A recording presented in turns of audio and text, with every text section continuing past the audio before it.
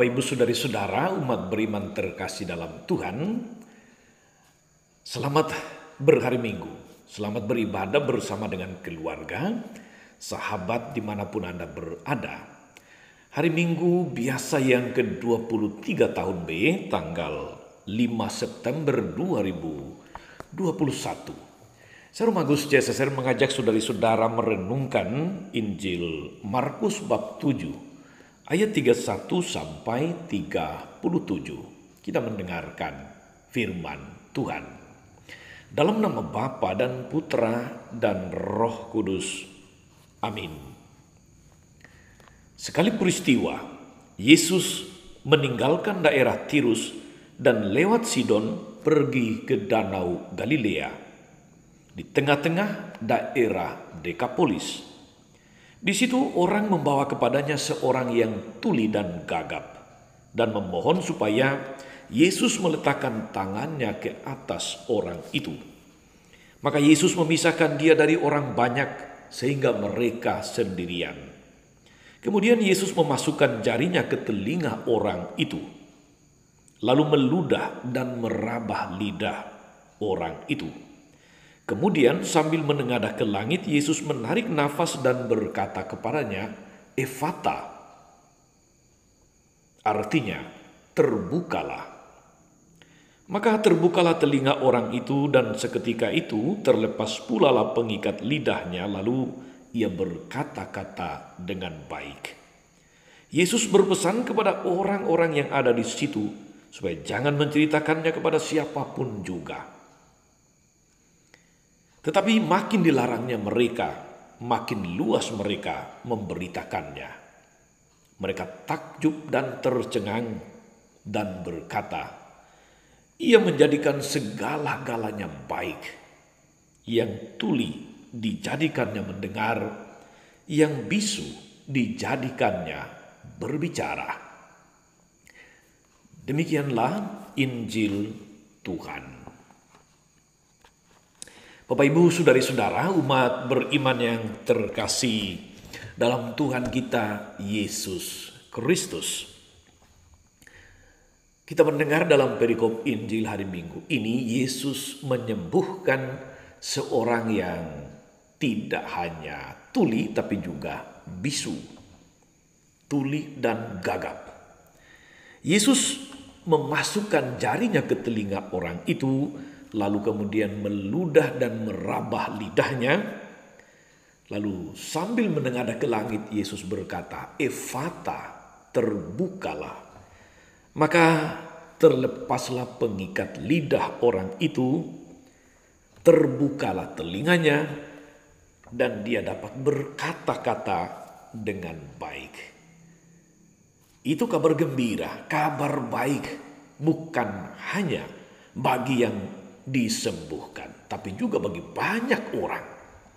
Sehingga mereka di akhir perikop tadi kita mendengar mengatakan, ia menjadikan segala-galanya baik.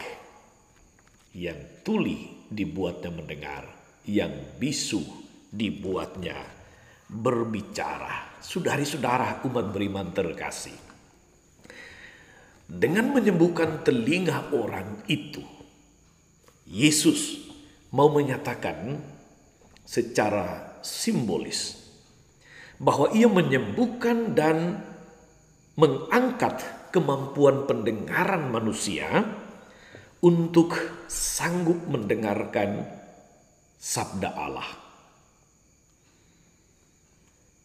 Sebab keselamatan kita saudari-saudara sangat tergantung dari kemampuan kita mendengarkan sabda Allah dan melaksanakannya dalam hidup.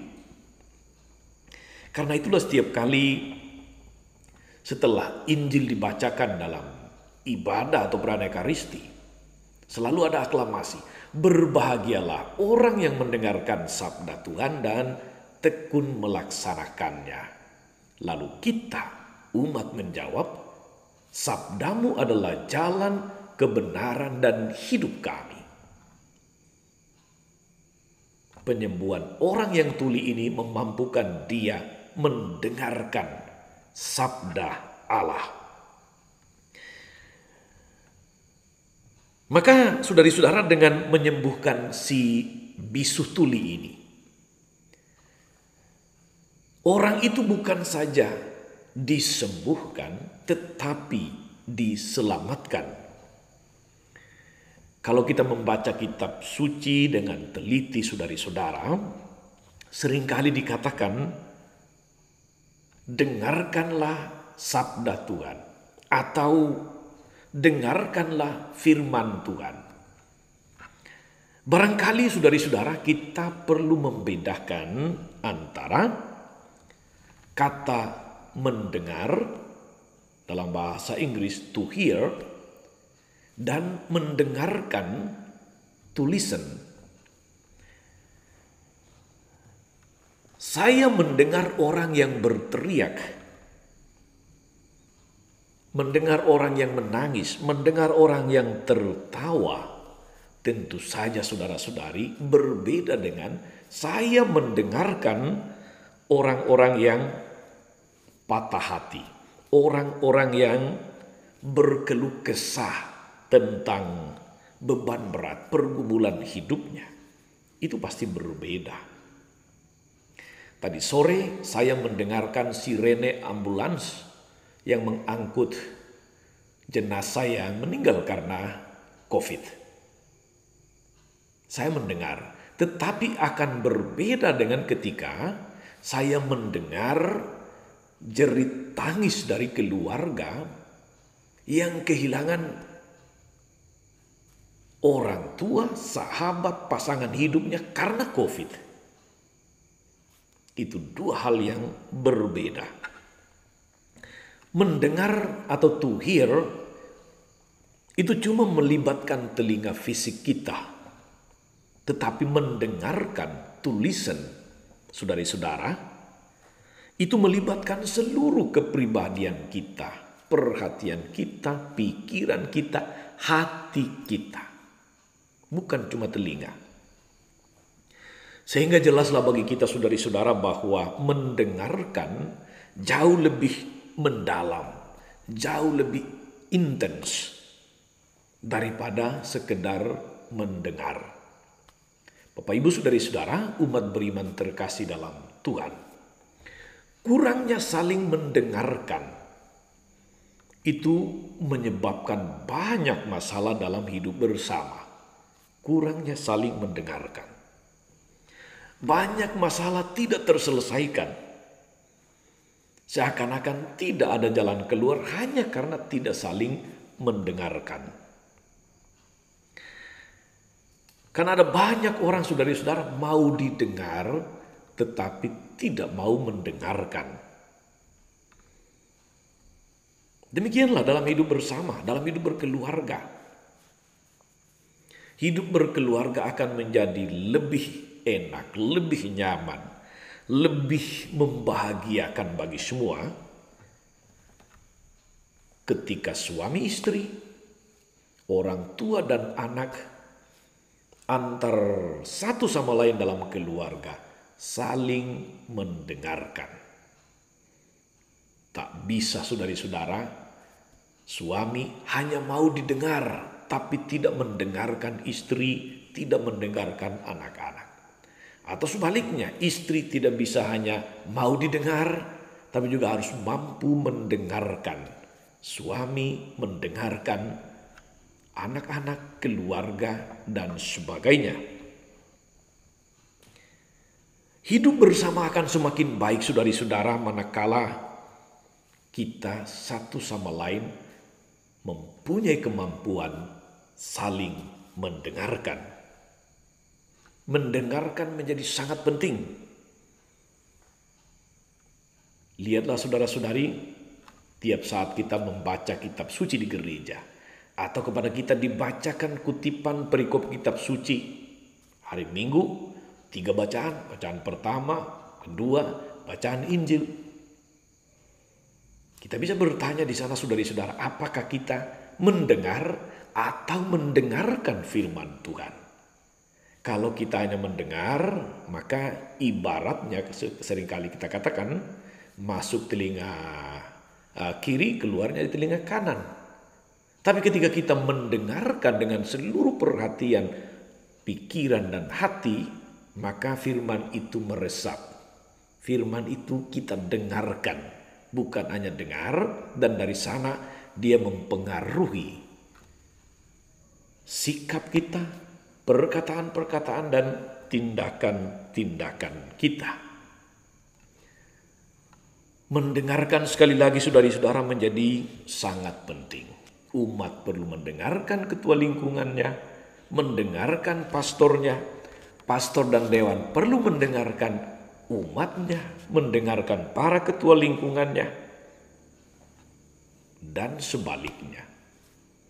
Karena itu pula lah saudari-saudara, Tuhan sudah sungguh sangat bijaksana. Dia menciptakan kita dengan 2 telinga, tapi cuma 1 mulut. Itu tentu bukan sebuah kebetulan saja. Di balik itu ada pesan supaya kita lebih banyak mendengarkan daripada banyak berbicara. Tuhan sudah sangat bijaksana menciptakan kita demikian. Betapa luar biasanya Tuhan, betapa baiklah Tuhan itu. Saudari-saudara, umat beriman terkasih, Yesus tidak hanya membuka telinga orang itu, tapi juga mentahirkannya dari kebisuan, dari ketidakmampuan berbicara. Dengan menyembuhkan lidah orang gagap ini, saudari-saudara, Yesus mau menyatakan supaya manusia hendaknya bisa mewartakan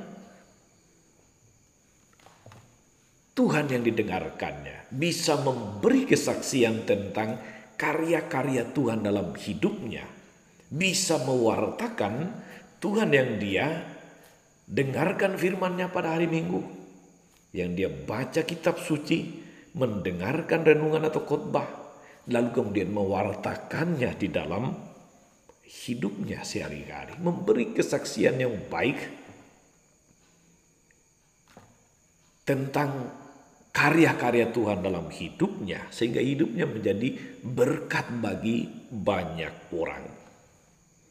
Karena itu saudara-saudari, orang tidak boleh diam terhadap apa yang telah dia lihat, karya Tuhan dalam hidupnya, apa yang dia dengar, firman Tuhan yang meneguhkan, menguatkan, menghibur, memberikan sukacita, dan memberi kesaksian tentang karya-karya Tuhan di dalam hidupnya. Saudari-saudara, umat beriman terkasih, Yesus menyembuhkan orang tuli dan bisu, salah satu dari sekian banyak penyandang tunarungu, tidak bisa mendengarkan secara fisik dengan telinga. Tetapi saudari-saudara, ini penting untuk kita. Tidak mustahil saudari-saudara, lebih banyak orang yang memiliki telinga yang normal, telinga yang mampu mendengar, tetapi tidak mau mendengarkan orang lain. Punya telinga yang sehat, tapi tidak punya kemampuan untuk mendengarkan. Tidak mau mendengarkan Tuhan yang bersabda, yang berbicara dalam hatinya. Tidak mau mendengar rintihan orang lain, keluh kesah sesama di sekitarnya. Orang seperti ini menderita ketulian rohani. Kepadanya perlu Tuhan berkata, Efata, terbukalah. Jangan tertutup terus hati, pikiran dan budi, tapi terbuka. Maka mari saudari-saudara, kita mohon supaya kita, supaya saudara, keluarga, supaya orang lain disembuhkan juga oleh Tuhan, supaya lebih mampu mendengarkan daripada mendengar saja. Bulan September ini saudari-saudara, kita berada dalam bulan kitab suci nasional. Dalam bulan kitab suci nasional ini, kemampuan telinga rohani kita diasah, dipertajam dengan menggumuli sabda Tuhan secara lebih intens, lebih serius, lebih mendalam. Itu juga kita berada dalam bulan katekese kitab suci. Biasanya saudara-saudari berdasarkan pengalaman KKS itu sepertinya kurang diminati. Sepertinya mendengar kata KKS sudah langsung alergi. Kita semua diajak saudara-saudara untuk memaknai bulan September ini, bulan kitab suci nasional ini, mengakrabkan diri kita dengan kitab suci, dengan firman Tuhan yang berisi pedoman hidup kita. Sebab dengan cara ini saudara-saudari, kita membuka telinga dan hati kita akan sabda Tuhan yang menjadi pelita bagi langkah kita, yang menjadi terang bagi jalan kita. Selamat mendengarkan, selamat beraktivitas. Tuhan memberkati. Maria Bunda selalu menolong, setia mendoakan kita semua. Amin. Tuhan Yesus Kristus, kami bersyukur karena Engkau senantiasa menyampaikan firman-Mu kepada kami. Engkau telah menganugerahkan kepada kami telinga. Engkau menganugerahkan kepada kami lidah. Singkatnya, Engkau menganugerahi kami panca indera untuk mampu mendengarkan Engkau yang bersabda dalam hati kami. Dan memampukan kami juga untuk mewartakan sabda-Mu, menyampaikan kesaksian hidup yang baik, bagaimana Engkau berkarya di dalam diri kami, bagaimana Engkau memberkati hidup kami, bagaimana Engkau menyertai kami dalam segala pergumulan, dalam suka dan duka kami.